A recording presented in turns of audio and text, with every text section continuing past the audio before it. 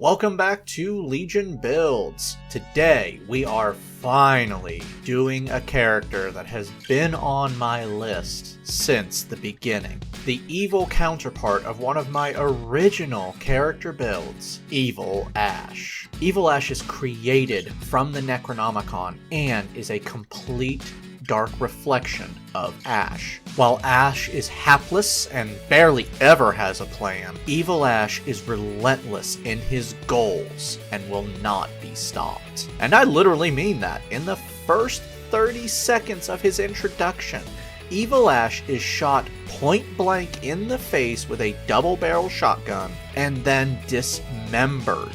He then goes on to be stabbed multiple times, have his flesh entirely burned off, and exploded. Our goals today will be to create a furious warrior who can take punishment without flinching. Second, we need to be the leader of undead forces. Finally, you need to be the scariest bastard on the battlefield, sending the common folk running away from you and straight into cowering in their pathetic little castle. We're using standard point array as I'm not going to roll for you, but don't worry, we're not multi-classing. We'll start off with Con at 15. You were listening when I said you got shot in the face and just stood back up, right? Yeah, that is Con. Strength will be next with 14, as something tells me you like breaking stuff, like people. Charisma will be 13 as you are scary. Wisdom will be next at a 12. Dex will be low with a 10, but we're going to dump intelligence. It's not important for this build and you had to keep something from Ash. You did seem to forget the one time Ash was armed and you weren't.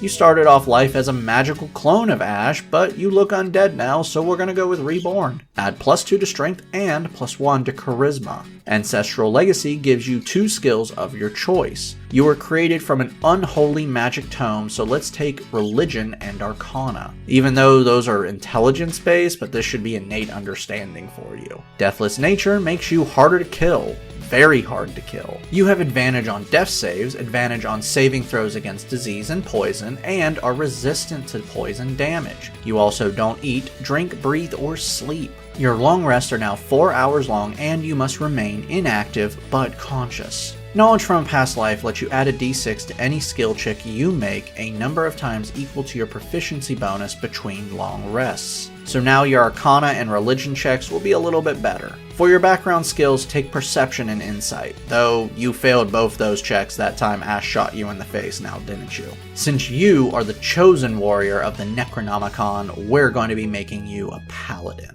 Take the skills Athletics and Intimidation. Level 1 Paladins receive Divine Sense. This lets you sense certain creatures within 60 feet of you for 1 turn. These creatures can be celestial, fiend, or undead. You can also sense the presence of holy or unholy items, like a book covered in skin. You can do this a number of times equal to your Charisma modifier +1. Lay on Hands gives you the ability to heal by granting you a pool of healing that equals your Paladin level times 5.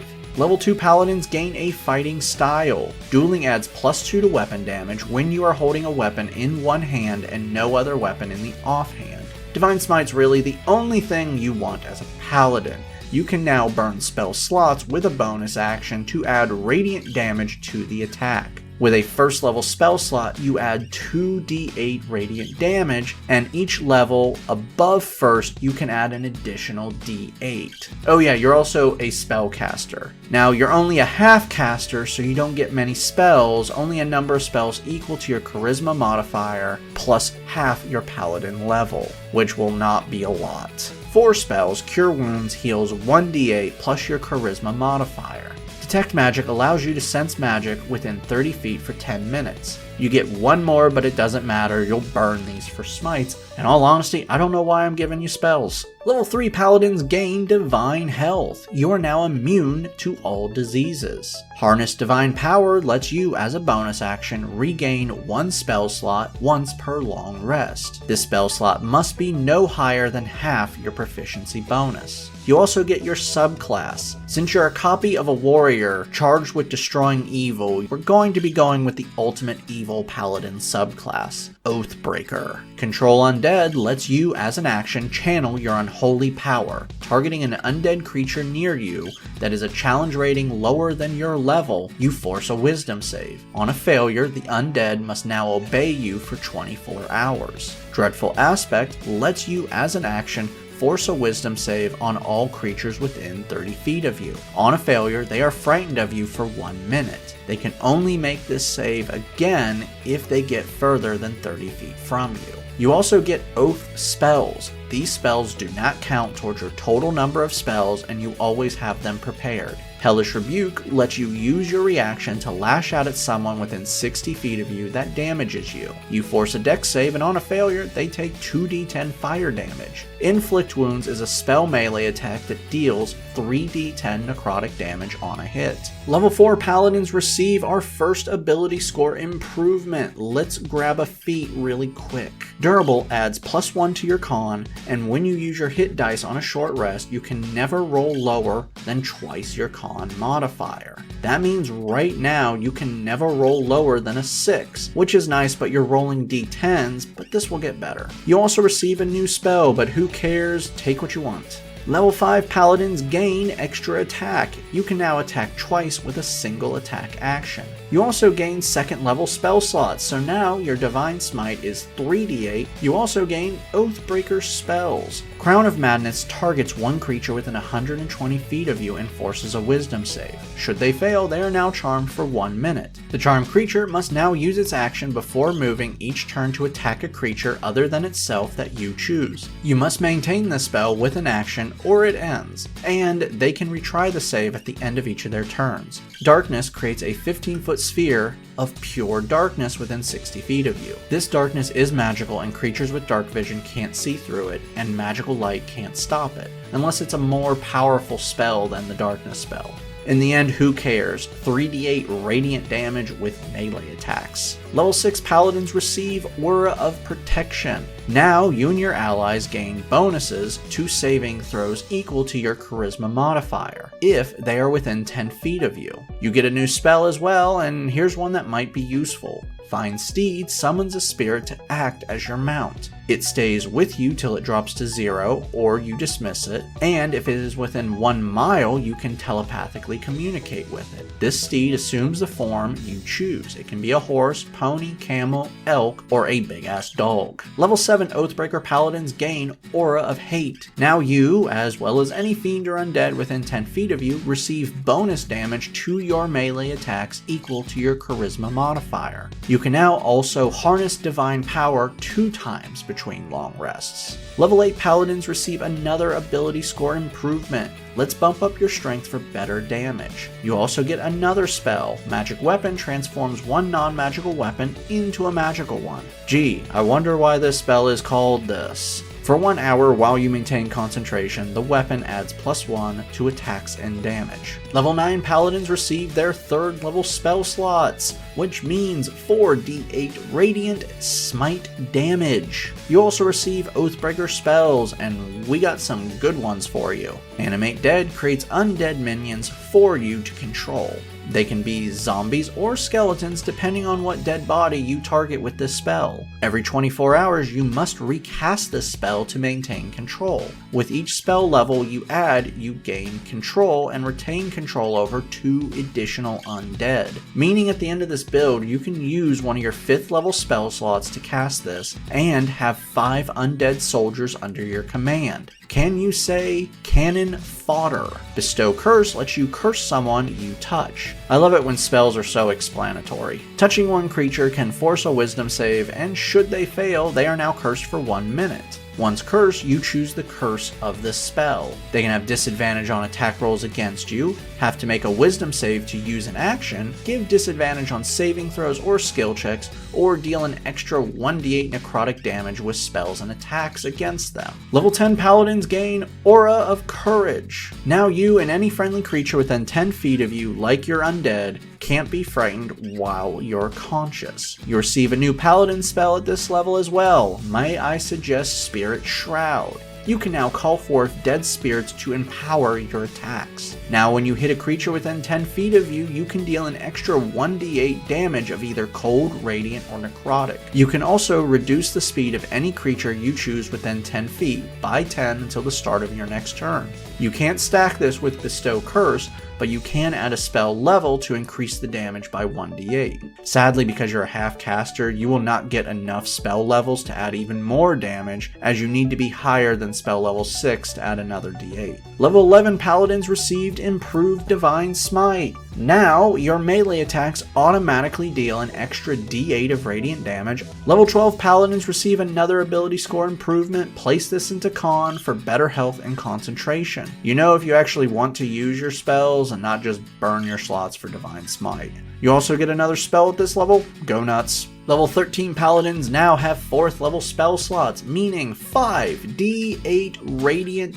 damage. But you only get one of these for a few levels, so make sure to use them right. You also receive Oathbreaker spells. Blight unleashes a wave of death onto a creature within 30 feet of you and forces a con save. On a failure, the target takes 8d8 necrotic damage. Confusion twists the mind of any creature within a 10-foot radius sphere you create within 90 feet of you. Failing a wisdom save, they become confused as long as you maintain concentration. Once confused, they can't take reactions, and you roll a d10 on each of their turns to determine the effect. They can move in a random direction and can't take their action, can't move or take an action, will attack a random creature, or nothing will happen. Level 14 paladins gain Cleansing Touch. You can now, as an action, end one spell effect on yourself. You can do this a number of times equal to your charisma modifier between long rests. You gain another paladin spell, and we got a good one for you. Find Greater Steed is a more powerful version of Fine Steed. The steed can now be a griffin, Pegasus, dire wolf, praeton,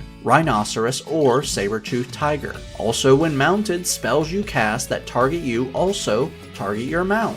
Level 15 Oathbreaker Paladins receive Supernatural Resistance. You now have resistance to bludgeoning, slashing, and piercing damage from non-magical weapons. You're basically a Death Knight at this point. Your Harnessed Divine Power can now be used 3 times between long rests. Level 16 Paladins get another ability score improvement, and let's talk about a feat. Tough increases your maximum health by twice your current level, right now adding 32 HP at this level. You also gain 2 additional HP for every level after this. You also get a new Paladin spell, and I still don't care. Level 17 Paladins receive 5th level spell slots, bringing your Divine Smites to 6d8 radiant damage, or up to 5 undead servants with Animate Dead. You only have one of these till level 19, and you'll only get 2 in the end. You also receive your final Oathbreaker spells. Contagion inflicts a disease on one target you touch. Making a melee spell attack, you poison them on a hit for 7 days. They must repeat this save at the end of each of their turns until they pass 3 times, ending the spell. But should they fail 3 times, the poisoning ends and they become diseased. When that happens, you choose a disease from a chart. Dominate Person takes over the mind of one person within 60 feet of you for 1 minute, failing a wisdom save. You can control them telepathically, and they can obey simple commands. Should they take damage, they repeat the saving throw. Level 18 Paladins gain improvements to all their auroras. Now your Aurora of Courage, Protection, and Hate have a 30-foot range. You also gain a new Paladin spell. Holy Weapon, or Unholy Weapon for you, transforms one weapon into a vessel of your unholy power. While you maintain this spell, this weapon sheds bright light within 30-foot radius and deals an extra 2d8 radiant damage. When you dismiss it, it releases a burst of divine power, forcing a con save on every creature you can see within 30 feet and causing 4d8 radiant damage on a failure and blinding the creatures who fail to save. Doesn't really fit you, but it's a good spell, so who cares. Level 19 Paladins receive our final ability score improvement. Let's cap off con for better health. Because of Durable, you can now never roll lower on your hit dice than your hit dice maximum number. Our final level is level 20 Paladin, and Oathbreakers become a Dread Lord. This gives you a new Aurora, and it is a killer one. As an action, you release an Aura of Gloom. All bright light within 30 feet of you is reduced to dim light. Any creature frightened by you that starts its turn in the Aurora takes 4d10 psychic damage, and all creatures that rely on sight have disadvantage on attack rolls. You can also use a bonus action to make a melee spell attack, dealing 3d10 plus your charisma modifier on a hit. You also receive your final Paladin spell. Let's give you a good one. Destructive Wave releases a blast of power, forcing a con save on every creature within 30 feet of you. On a failure, they take 5d6 thunder damage and 5d6 radiant or necrotic damage, and finally they fall prone. Time to dive in and look at this build. You are truly the Necronomicon's chosen one. Your weapon attacks deal +2 normal damage and 1d8 radiant damage. You can also add up to 6d8 radiant damage with your attacks, and depending on how your DM does crits with a smite, that attack could end up dealing 14d8 radiant damage. You can also create up to 5 undead creatures as well as control other undead creatures. You can summon a steed to ride and fight with you, several of which can fly. Your Aurora buffs your allies in multiple ways or damages your enemies. Finally, you're damn near unkillable. You're immune to diseases, resistant to non-magical attacks, you have advantage on death saves, resistant to poison, can heal yourself multiple ways, and oh yeah, your total max health is 258. Have fun, Ash! Downside, your spells are limited. You have 15 spell slots, only 2 of which are level 5s. So if you get Divine Smite happy, you'll burn them out quick. This may burn faster if you use Animate Dead, Find Steed, Find Greater Steed, or any of your damage spells. Speaking of actual spells, your spellcasting modifier sucks. Your spell DC is only 16. Your saves are a mix between Wisdom and Con, so martial characters may have a problem with the Wisdom saves and spellcasters may have a problem with the Con saves, but higher level enemies will shrug all this off. Also, your soft stats are not all great, meaning you'll be failing a lot of saves against other spellcasters. This build really emphasizes combat and the chaos that comes with it. Use your undead to soak up enemy attacks, buff your allies, debuff your enemies, and then lay out your seriously good damage. As a huge horror fan, this build was incredibly fun for me. As I said, Ash was one of the very first builds I ever did, and Evil Ash has been on my list since then. If you like horror movies like I do, check out my horror movie playlist, where you can build characters like Michael Myers, Freddy Krueger, Pennywise, and probably one of my most favorite villain builds I've done, the Nemesis. Remember to like and subscribe, check out our Patreon to help us decide what builds will come out each week, and don't forget to ring that bell.